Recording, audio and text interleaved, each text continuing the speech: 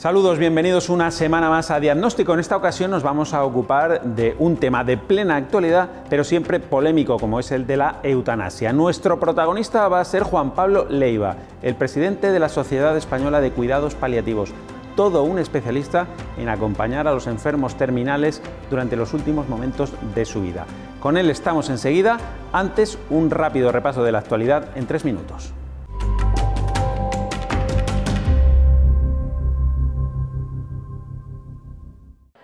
El Consejo de Ministros se reúne mañana de forma extraordinaria para aprobar el fin de la obligatoriedad de las mascarillas en el exterior a partir del sábado, una medida que no cuenta con el respaldo unánime de la comunidad científica. Algunas voces lo ven precipitado, mientras que otras consideran que ya se dan las circunstancias para liberarse de la mascarilla en espacios exteriores en los que se pueda guardar la distancia de seguridad interpersonal. La medida también ha levantado polémica política, ya que fue decidida y anunciada de manera unilateral por el presidente del Gobierno, sin consenso con las comunidades autónomas y sin debatirlo en el Consejo Interterritorial de Salud. David tiene 40 años, se encuentra así de bien, pero ha estado a punto de morir por una neumonía bilateral provocada por el COVID-19.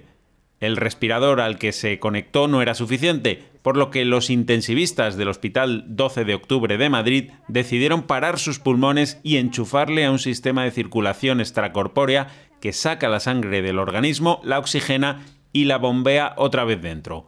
Ocurrió el 17 de abril pasado y estuvo enganchado a ese pulmón artificial hasta el 2 de mayo, si bien ha tenido que permanecer unas semanas más hospitalizado hasta su recuperación total. Y después la recuperación es mucho más complicada porque tenemos un paciente débil y prolonga la estancia hospitalaria. La familia en eso ayudó muchísimo, ya no solo porque estuvieron a pie de cama, sino porque le hacían videollamadas con su familia, con sus padres y con su hijo David. Centenares de rosas rojas plantadas en la emblemática playa de Copacabana, en Río de Janeiro, han servido como homenaje a la memoria del 500.000 de personas fallecidas por el COVID-19 en Brasil, uno de los países del mundo más afectados por la pandemia. La ONG Río de Paz, organizadora del acto, lo hizo coincidir con el momento en el que el país sudamericano superó los 500.000 muertos por la epidemia, el segundo país del mundo con más fallecidos, solo por detrás de Estados Unidos. Este cortometraje, No estás solo, de Miguel Palenzuela, ha sido el gran ganador del Villanueva Showing Festival, los Goya universitarios, que han celebrado su 11ª edición. La historia, basada en hechos reales de un niño diagnosticado con leucemia que superó la enfermedad con la ayuda de sus amigos, ha merecido el premio principal del festival y el de mejor guión. Salud y solidaridad se mezclan en un emotivo cortometraje que conquistó al público y al jurado de esta particular fiesta del cine universitario que busca promover el talento joven.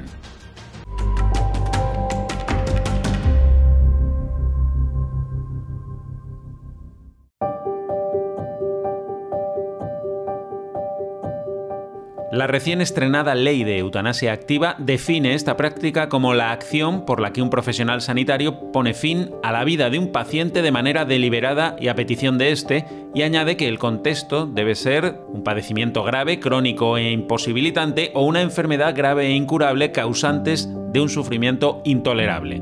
Detrás de esta ley subyace el debate sobre la dignidad en el tramo final de la vida, y ahí se produce la paradoja de que si bien se ha aprobado una ley de suicidio asistido, en España no tenemos aún una ley de cuidados paliativos para que cualquier persona pueda decidir cómo, con quién y dónde quiere morir. De todo esto hablamos hoy en Diagnóstico con el doctor Juan Pablo Leiva, presidente de la Sociedad Española de Cuidados Paliativos, la entidad científica multidisciplinar que agrupa a más de 2.000 profesionales especializados en la atención integral de los pacientes con enfermedades avanzadas y pronóstico de vida limitado. Doctor Leiva, ¿nos puedes explicar qué son los cuidados paliativos? Los cuidados paliativos son una atención a las necesidades del final de la vida que experimentan las personas. Lo explico de esta forma. Las personas tenemos necesidades en 4 dimensiones: físicas o biológicas, y en el contexto de final de vida pueden ser síntomas como el dolor, la falta de aire al respirar, náuseas, vómitos. Entonces esto es la dimensión física biológica, pero también nos encontramos con la dimensión psicológica. Las personas experimentan miedo, tristeza, rabia, depresión, También tenemos la dimensión social, que es la red de soporte, la familia, los seres queridos, las conexiones que tenemos con las personas, y la dimensión espiritual o existencial, que es el significado, ¿no? Incluso la búsqueda de significado, incluso al final de la vida. Entonces los cuidados paliativos es la respuesta integral a estas dimensiones de la persona, y es una respuesta que generamos con un equipo multidisciplinar en el que participan médicos, enfermeras, trabajadores sociales, psicólogos, arteterapeutas, acompañantes desde el punto de vista espiritual incluso, y el objetivo es mejorar la calidad de vida incluso al final de la vida y aliviar el sufrimiento. Claro, pero para que todo el mundo lo entienda, unos ejemplos, ¿cuáles son los pacientes más habituales? Nos podemos encontrar muchos ejemplos. Tradicionalmente conocemos los pacientes oncológicos porque los cuidados paliativos se han originado con los pacientes con cáncer. Pero sí que es verdad que también nos encontramos con otras trayectorias de enfermedad, los fallos de órgano, las enfermedades renales crónicas avanzadas o enfermedades pulmonares avanzadas también necesitan de atención al final de la vida. Claro, ¿y cómo está España? ¿Se da una buena atención al final de la vida respecto a los países de nuestro entorno, por compararnos con alguien? Esa es una muy buena pregunta, porque es verdad que en los últimos años hemos retrocedido. Tenemos un ranking europeo, de 51 países nos encontramos en la posición número 31. Y esto se debe a múltiples factores, pero uno de los más importantes es que existe inequidad en el acceso a cuidados paliativos según los territorios en los que nos encontremos en España. Claro, y siempre se asemeja eutanasia a muerte digna. Parece como si a través de los cuidados paliativos no se pudiera alcanzar una muerte digna, la única solución fuera la eutanasia. ¿Existe ahí una confusión respecto a lo que es la muerte digna? Todas las personas deseamos una muerte digna y una vida digna. Y sí que es verdad que se ha manipulado el concepto de muerte digna, e incluso cuando hablamos de derecho a muerte digna también filosóficamente implica un deber de matar. Lo planteo como una pregunta, ¿no?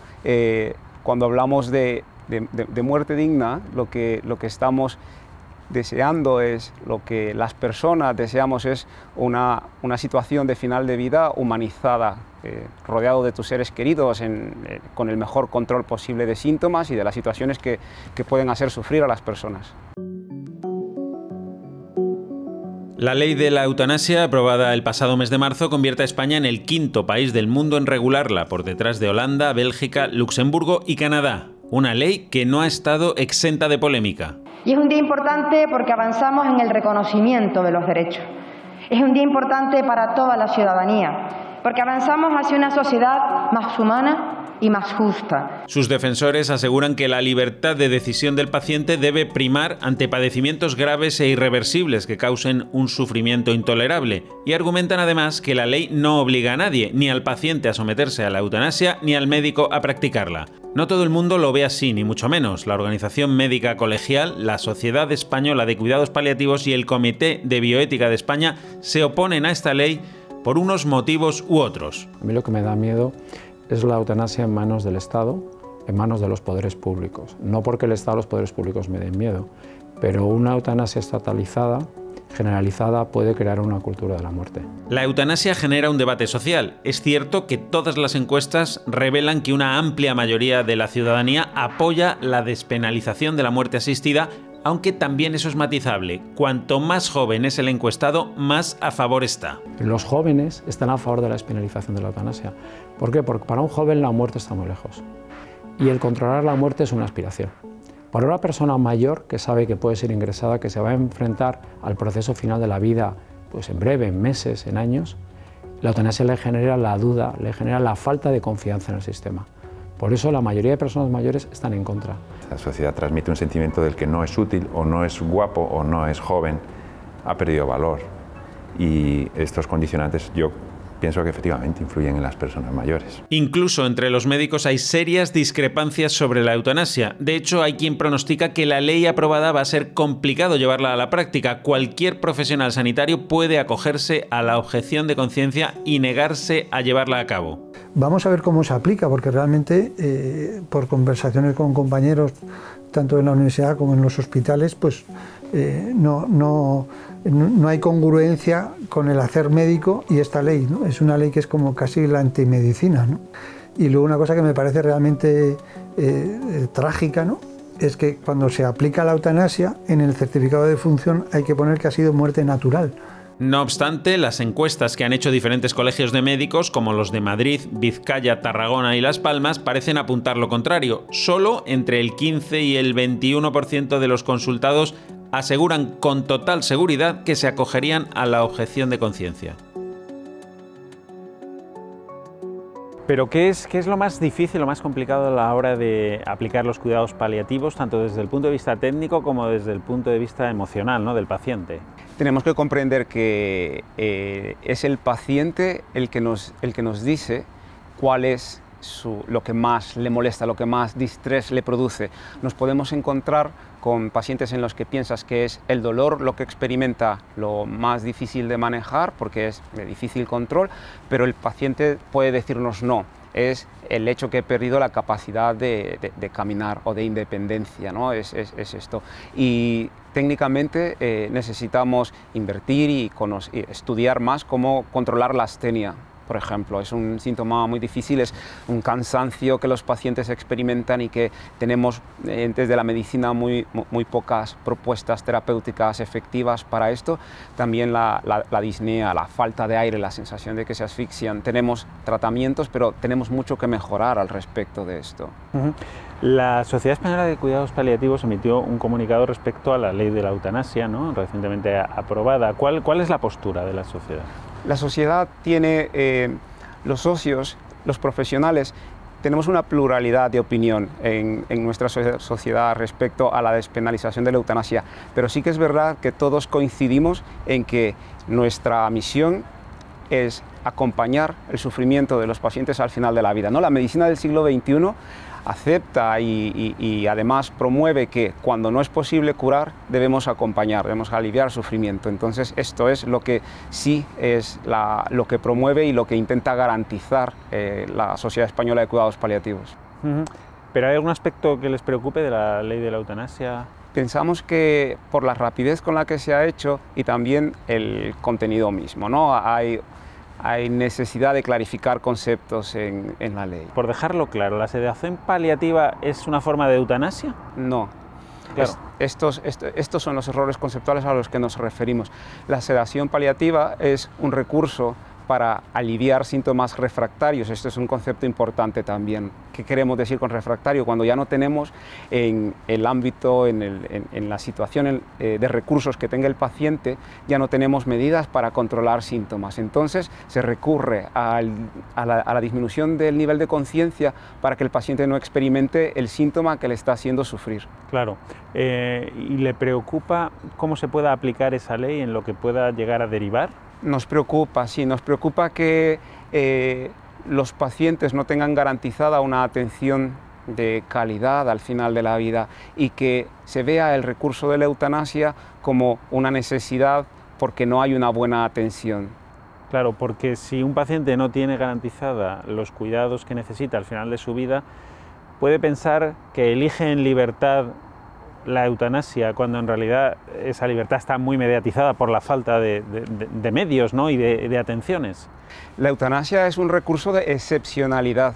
Es verdad que avanzamos de una manera antropológica, sociológica en Europa, en el mundo, pero la intención de este recurso debería ser de excepcionalidad y lo que debemos garantizar es, como lo has explicado bien, ¿no?, que el paciente tenga cubiertas todas estas necesidades. Es realmente penoso que una persona se vea abocada a esta situación porque no tiene los recursos sociales que necesita, por ejemplo. Claro, hay quien pueda pensar que es un problema económico también en el fondo, que es más fácil ofrecer la eutanasia que ofrecer unos cuidados paliativos que pueden ser mucho más costosos, ¿no? Yo creo que en sanidad es difícil que no existan estas ópticas económicas también. Yo creo que el discurso político incluso también debería de alguna manera pues ofrecer estas ópticas económicas de lo que tienen, ¿no? Y bueno, además la pandemia ha puesto de manifiesto el sufrimiento de la soledad, de la muerte, lo hemos vivido de otra forma. Entonces es un momento en el que es importante garantizar a nuestras familias, a nuestra sociedad, recursos para cuidar. Una cuestión que se debe poner encima de la mesa al hablar de eutanasia es si es realmente necesaria, si hay demanda o si estamos ante unos pocos casos mediáticos. Este geriatra, con más de 2 décadas de experiencia, el doctor González Montalvo, ha atendido a decenas de miles de ancianos y confiesa que jamás se le ha dado el caso. No lo hemos necesitado. Está trabajado en 3 hospitales, en 3 servicios de geriatría distintos. Llevo en este 25 años y no hemos echado de menos una ley de eutanasia. Y creo, no nosotros, que podría tener un sentido, nuestros pacientes no la han echado de menos. Me puedo equivocar o en no sé qué, en 50.000 pacientes que hayan pasado por el servicio, bueno, pues nos hemos podido equivocar y haber malinterpretado los deseos o las voluntades de algunos, ¿no? Pero realmente no ha sido una opción mayoritaria ni ha sido una necesidad sentida ni por pacientes, ni por familias, ni por profesionales. A lo mejor en otros ámbitos de la medicina es diferente. En todo caso, sean muchos o pocos, lo cierto es que hemos conocido casos de personas que solicitaban que se les ayudase a morir. En ocasiones, sostienen algunos expertos, el deseo de morir viene provocado por una mala forma de comunicar un diagnóstico, por una crudeza insoportable para el paciente o por la falta de ofrecimientos de alternativas ante un sufrimiento que no puede tolerar. Cuando las noticias son malas noticias porque son procesos oncológicos, muchas veces acompañados de dolor, si no se disminuye el dolor y si no se trata esa depresión y si no se cuida esa ansiedad, que son como los 3 grandes temas que hay que abordar, ansiedad, depresión y dolor, el paciente se encuentra muy indefenso, muy débil, ¿no? Y entonces lo que quiere es acabar con esta, o sea, no quiero vivir así. Y entonces el gran reto terapéutico es cambiar el así por otra situación que le haga más llevadero esa enfermedad o esa evolución de la enfermedad, ¿no? Entonces, ¿cuál es la alternativa a la ley de la eutanasia? Desde el Comité de Bioética de España proponen una solución médica frente a la solución legal por la que se ha optado. Sería una solución médica, que es la sedación paliativa en sufrimiento existencial refractario. Yo puedo a una persona sedarla, no porque vaya a morirse, sino porque tiene un sufrimiento existencial refractario. Las personas no solo sufren por dolor físico, hay que recordar que las personas también sufren por dolor psíquico. Tenemos que empezar a entender que el dolor psíquico no es algo extraño, prohibido o distinto. El dolor psíquico es un dolor tan profundo como el dolor físico. Entonces tú puedes sedar a una persona y no le estás sedando para acabar con su vida, estás sedándola para intentar parar ese sufrimiento. Y va sedando, y lo bueno que tiene esa sedación y sufrimiento existencial refractario es que tiene vuelta atrás. Tú sedas y vuelves, sedas y vuelves. Y puede haber algún caso muy concreto, manejado con un comité, bien explorado cuáles son las alternativas y la situación real, donde puedas acabar sedando a una persona. Pero no porque quiera morir, sino porque tú tienes que paliar ese sufrimiento existencial refractario. Aparentemente el riesgo ahí sería caer en un encarnizamiento terapéutico. El caso, por ejemplo, de un anciano al que por evitar su muerte cuando ya es irreversible se le alarga la vida con tratamientos que provocan un sufrimiento estéril. Rara vez se convierte en una línea roja la diferencia entre encarnizamiento y adecuación del esfuerzo terapéutico. Generalmente lo tenemos bastante clara la recomendación. Yo creo que en mi especialidad esa línea no es delgada, la línea roja. Solemos tener parámetros de decisión entre qué paciente, por ejemplo, por poner un ejemplo concreto, proponer para la unidad de cuidados intensivos, aunque tenga 85, 90 o 95 años, y qué paciente, por sus expectativas y por su pronóstico y por sus condiciones, aunque tenga 75 o aunque tenga 80, realmente tenemos que adecuar el esfuerzo terapéutico porque en su propio bien no merece la pena el encarnizarse, vamos a decir. En todo caso, la Ley General de Sanidad de 1986 ya reconoció el derecho del paciente a negarse a un tratamiento, requiriendo su consentimiento para cualquier intervención. Además, la ley de la eutanasia choca con la paradoja de la inexistencia de una ley que garantice los cuidados paliativos que pueda requerir un enfermo y choca también con el hecho de que las ayudas sociales en nuestro país están a la cola de Europa. Ambos factores impiden realmente que el paciente pueda decidir con plena autonomía si quiere vivir o morir. No sé si la eutanasia es una excepción, si a lo largo de tu carrera y tu experiencia te has encontrado con algún caso siquiera, o con muchos o con pocos, de pacientes que te pidieran la eutanasia.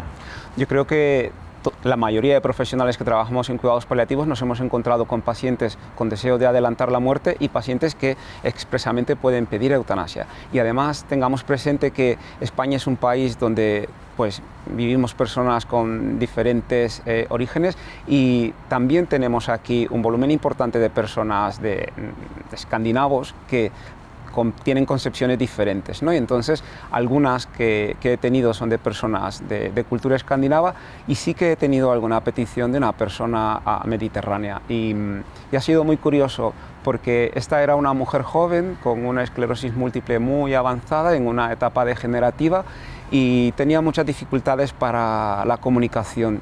Tenía momentos de mejor lucidez, de mejor articulación de palabras y en uno de esos momentos sí que me lo ha dicho, ¿no? que prefería esto hace años. Y entonces una de las primeras recomendaciones es que pues, en el contexto legal, que lo tienes que mirar, puedas aconsejar también. Y en este caso pues, lo que hacemos es conocer más qué es lo que hay en el fondo, ¿no? Y esta paciente ha podido explicar, en ese momento ha podido explicar más sobre su sufrimiento y cuando hablamos sobre su madre y cuál podría ser el papel incluso de la misma paciente de alguna manera de cuidar de su madre, de sus limitaciones que habían vivido recientemente el duelo de su padre también, pues ella cambió de alguna manera el discurso, ¿no? Y se trata de, ante los deseos de adelantar la muerte, esto se convirtió por definición más en un deseo de adelantar la muerte, se trata de no darle la espalda, de explorarlo, de conocer más.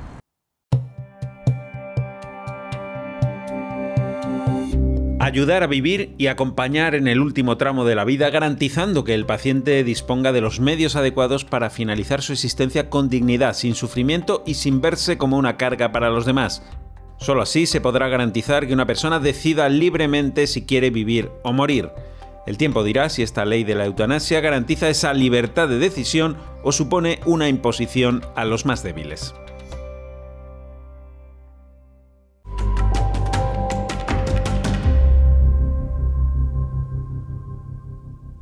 Seguimos adelante en Diagnóstico. Hemos trasladado nuestras cámaras hasta una asociación de pacientes que sufren esclerosis lateral amiotrófica, ELA, unos pacientes que se enfrentan a un diagnóstico funesto. Vamos a ver cómo afrontan esa enfermedad para la que todavía no hay cura. La Asociación de Esclerosis Lateral Amiotrófica de Castilla y León nació en el 2018 con el objetivo de luchar y ayudar a los afectados de esta enfermedad que no tiene cura. Cada día su coordinadora recibe la llamada de un nuevo caso o una consulta de los que ya están afectados, ofreciéndoles una atención personalizada. ¿El ACIL, dígame? Sí. Cuéntame. El afectado acaba de recibir un diagnóstico que le han dado una fecha de caducidad y en algunos de los casos es una fecha de caducidad muy cercana. Entonces están tan abrumados y tan perdidos y tan bloqueados que los que se ponen en contacto suelen ser los familiares. El apoyo psicológico es muy importante también para la familia, porque cuando te lo dicen así de repente, cuando te lo dicen, te dejan un poco. Y si no llegas a esta asociación, pues no estás igual, porque te sientes abandonado. Cuentan con 10 puntos de apoyo desde terapias rehabilitadoras, ayuda a domicilio, banco de préstamo de material y hasta talleres formativos. Sus voluntarios no dejan ni un solo día de buscar recursos financieros para su gran esperanza, la investigación. La ELA lleva existiendo 150 años y a día de hoy los científicos siguen trabajando para lograr avances en su tratamiento. Ante esta cruel enfermedad, la asociación persigue y consigue el sueño de sus afectados, la mejor medicina que sirve de recuerdo positivo para la familia. Jesús pudo ir al Bernabéu, al palco, a ver un partido del Real Madrid, que era su equipo, y recibir una camiseta de todos firmada por todos los jugadores. Otros afectados han podido conocer a Camela, que era su sueño. La Marea Verde cuenta ya con 70 voluntarios para que estos guerreros nunca se sientan solos.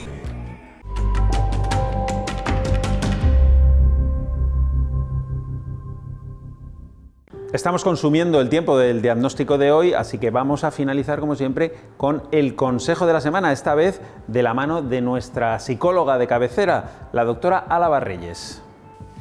Sin duda es una realidad a la que en algún momento la mayoría nos vamos a tener que enfrentar en primera persona o acompañando a familiares. Una realidad enormemente dura, pero que nos sigue sorprendiendo lo poquito que se le prepara a la gente para poderlo afrontar.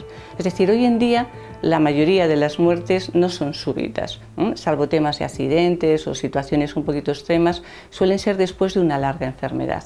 Y lo que ahí decimos desde la psicología es ¿por qué no vamos preparando a las personas?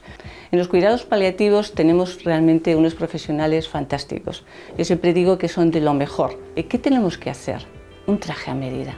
Tenemos que ver cómo es cada persona, cómo es cada enfermo, lo que puede asumir y lo que le resulta ciertamente imposible. Tenemos que tener toda la paciencia del mundo, pero también toda la cercanía. Tenemos que conseguir que asuma que esa muerte, que esa enfermedad no tiene por qué significar un final tremendo.